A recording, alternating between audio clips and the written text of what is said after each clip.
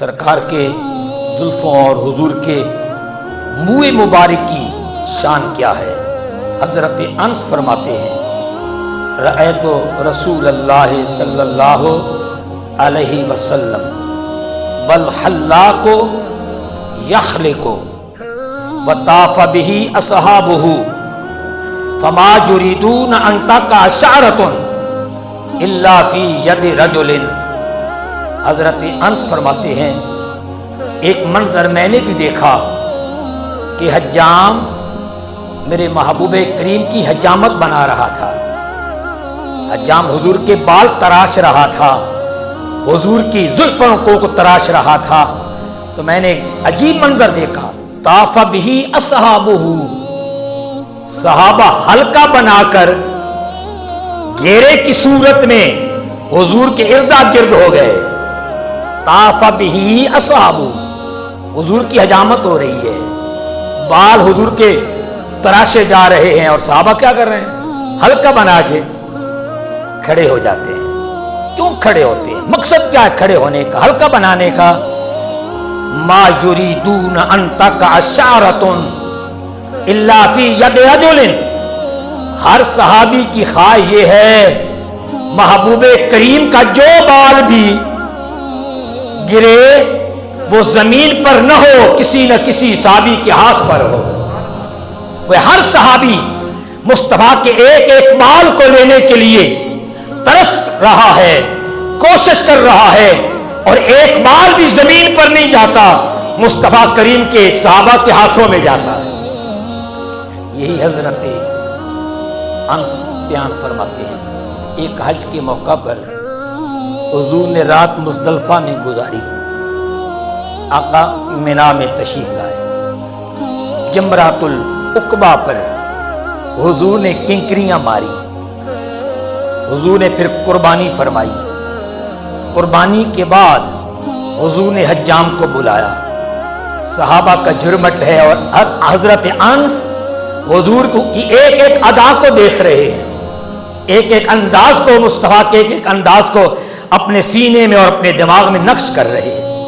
آپ فرماتے ہیں حجام آ گیا حضور کے حکم پر، حضور کے دائیں جانب کے اس نے بال موڑ دی، دائیں جانب صاف ہو گئی۔ آقا نے فرمایا یہ سارے بال نہ میرے ابو طلحہ کو دے دو، حضرت ابو طلحہ کو دے دو۔ پھر بائیں جانب کے بال حضور نے منڈوائے، جب بال جمع ہوئے آقا فرماتے ہیں یہ بھی ابو طلحہ کو دے دو۔ اب سارے سر کے بال نہ سرکار نے ابو طلحہ کو عطا فرما دی۔ حجامت سے حضور فارغ ہوئے، آقا فرماتے ہیں طلحہ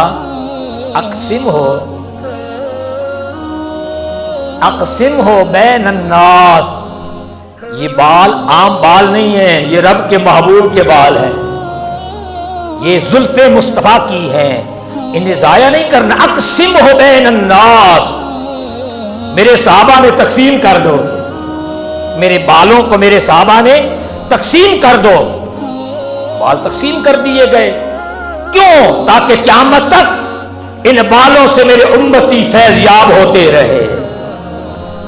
حضرت عثمان بن عبداللہ روایت فرماتے ہیں میری بیوی کا یہ انداز تھا، یہ عادت تھی، یہ طریقہ تھا، گھر میں کسی کو نظر لگ جاتی، کوئی بچہ بیمار ہو جاتا، کوئی بڑا بیمار ہو جاتا، تو وہ کسی برتن میں پانی ڈالتی اور وہ پانی ام المومنین حضرت ام سلمہ کے پاس بھیج دیا جاتا۔ اب وہ کیا کرتی؟ ام سلمہ کے پاس حضور کا ایک منہ مبارک تھا، سرکار کا ایک بال مبارک تھا، اور چاندی کی ڈلی میں انہوں نے سنبھال کے رکھا ہوا تھا۔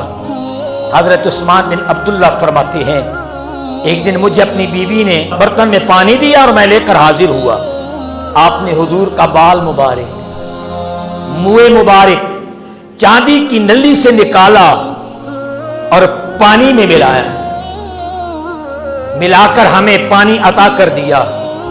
عثمان بن عبداللہ فرماتے ہیں ہم چشمدید اس بات کے گواہ ہیں، جب بچے بیمار ہوتے ہیں نظر لگتی ہے، ہم دم نہیں کرتے تھے یا دم کرواتے نہیں تھے صرف، بلکہ کیا کرتے؟ منہ مبارک والا پانی مریض کو بیمار کو پلایا جاتا، بس پانی پلانے کی دیر ہوتی تھی، منہ مبارک کی برکت سے خدا بیماروں کو شفا عطا فرما دیتا تھا۔